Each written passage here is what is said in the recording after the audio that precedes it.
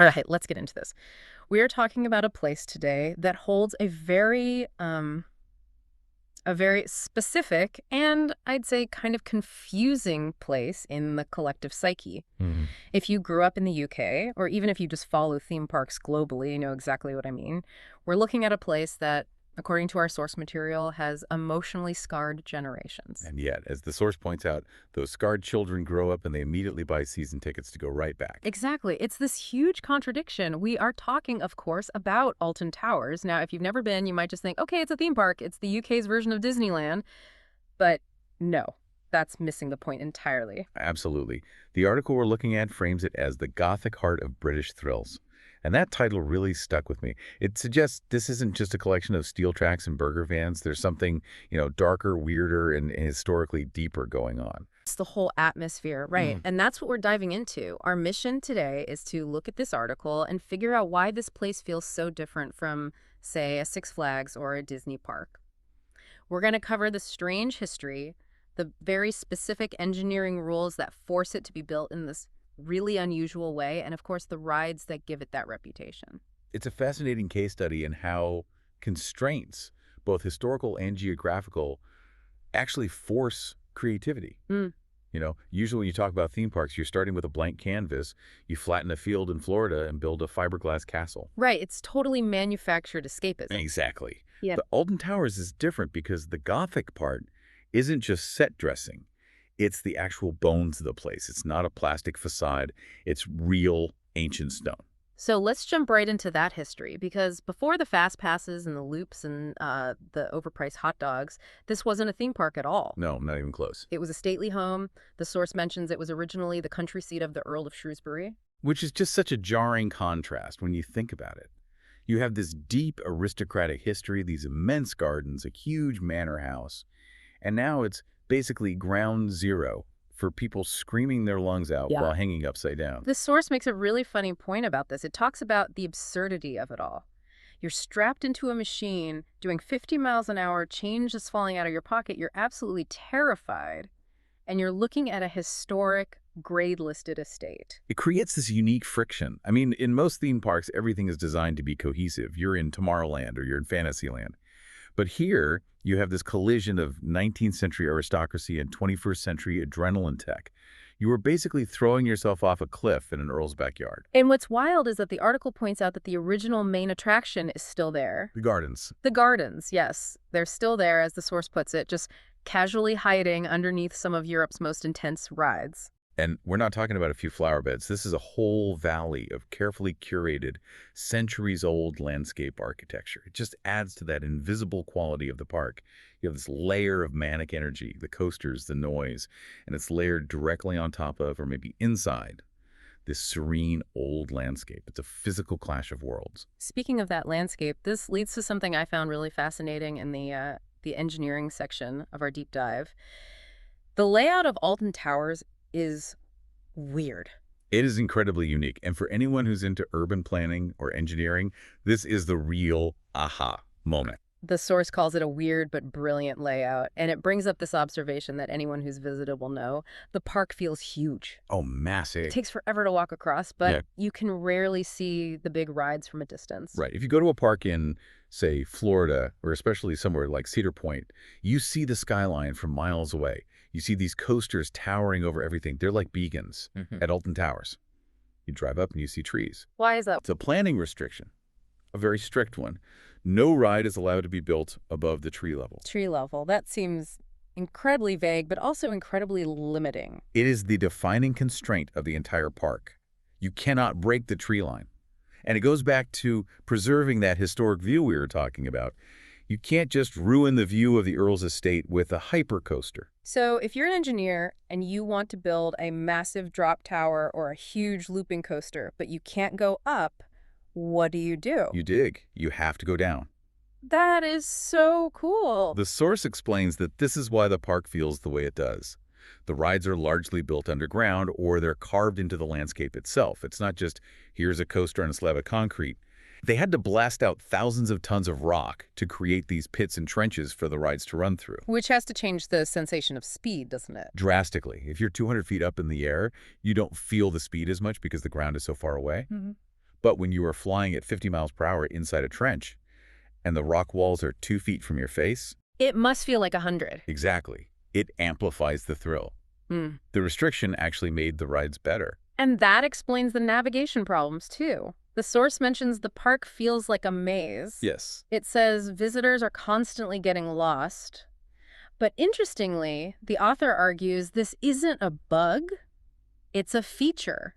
Do you buy that? Oh, I totally agree with that. When you can't see the landmarks, when you can't look up and say, oh, the big red coaster is that way, you have to become immersed in your immediate environment. You're in the woods, you're in the gardens. It makes the discovery of a ride so much more impactful. You turn a corner, go down some garden path, and suddenly there's a giant pit in the ground with a coaster diving into it. It adds to the mystery. You aren't just looking at a map, you're actually exploring. Right. It forces you to engage with the physical space in a way other parks don't. You're hiking through a valley, not just walking from one queue to the next. Okay, we have to talk about the hardware. We've set the scene, the hidden rides, the Gothic manor, but the source is very clear.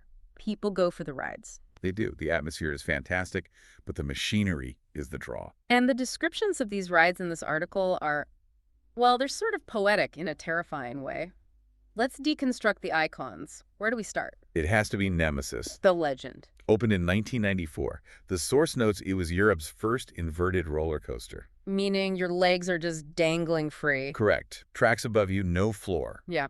But it's not just the stats. The description here is that Nemesis is absolutely feral. Feral, I love that word for machine. It implies it's alive, doesn't it? Like Okay. it's wild and untamed. The source also says it's a ride that doesn't mess around. And that connects right back to the digging we just talked about. Nemesis is the perfect example. It just roars through this massive pit in the ground. And the roar is an actual thing, right? People talk about the Nemesis roar. Oh, it's iconic.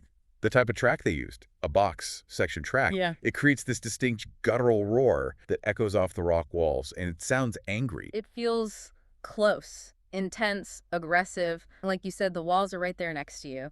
It's the grandfather of the park's thrill era, but it absolutely holds up because of that intensity. It doesn't need height. It uses the terrain. So you have the physical aggression of Nemesis. But then you have Oblivion. Vertical drop. The source just describes this perfectly. It's a short ride. It's basically one trick. But the fear is absolutely massive. It's all psychological. Huh. This is a masterclass in psychological design. The gimmick, as the article highlights, is that pause. The holding brake. Walk us through that moment. You go up the hill. You go up, you turn the corner, and you're facing a drop that is essentially vertical.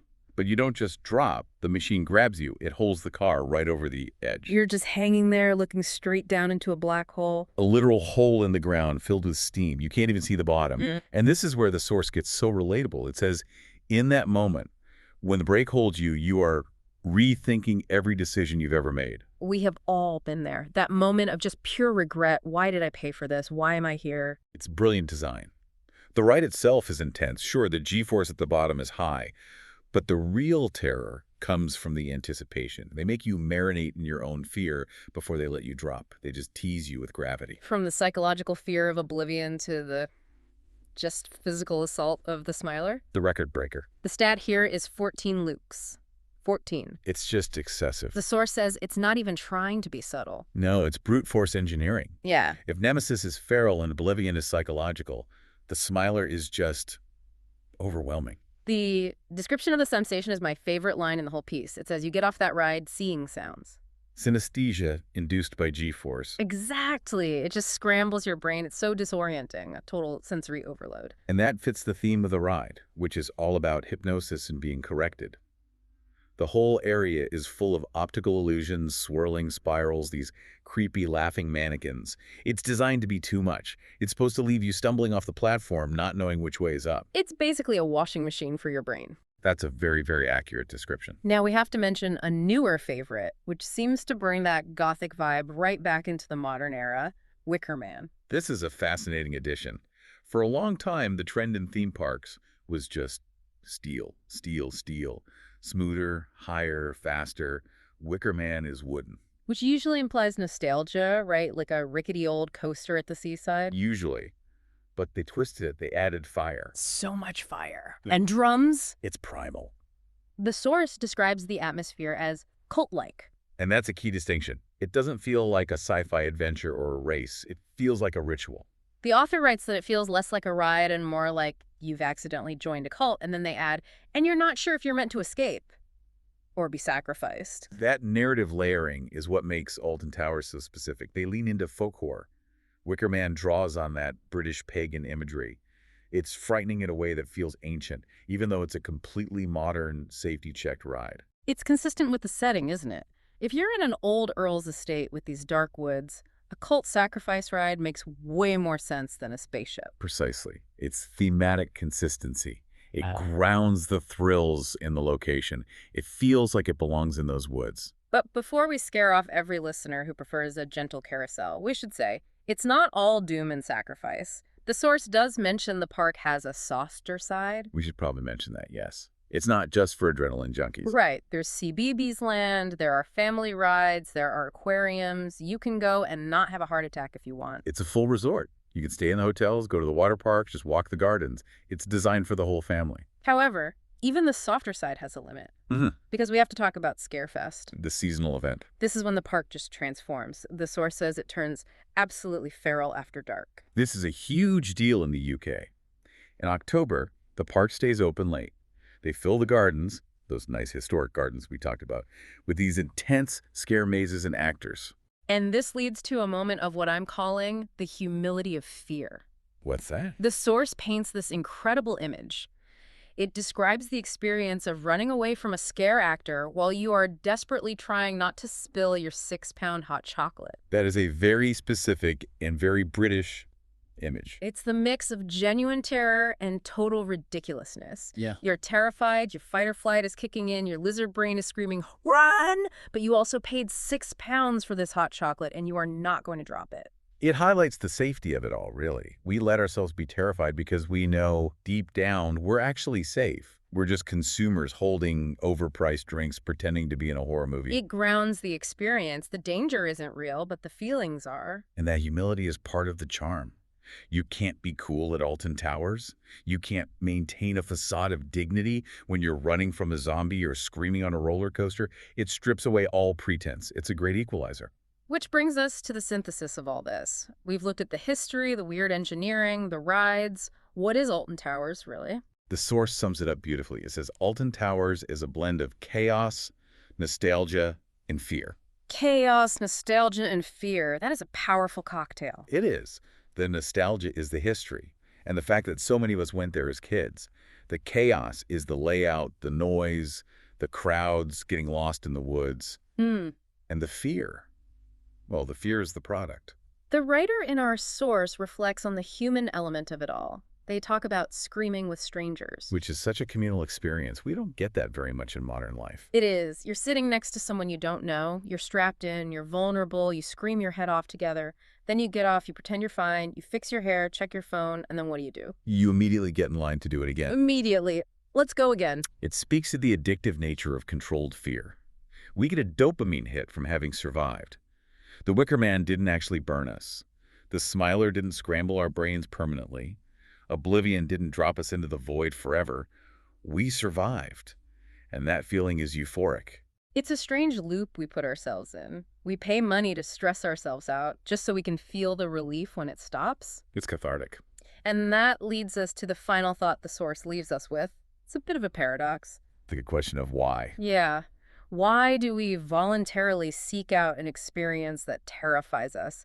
Why do we pay good money to be scared, to be disoriented, to feel like we're being sacrificed to some wicker god? It's the thrill of the edge without the actual risk. And despite the fear, or you know what, maybe because of it, we always come back. We always come back. It's the Gothic heart of British thrills, indeed. It's a fascinating place.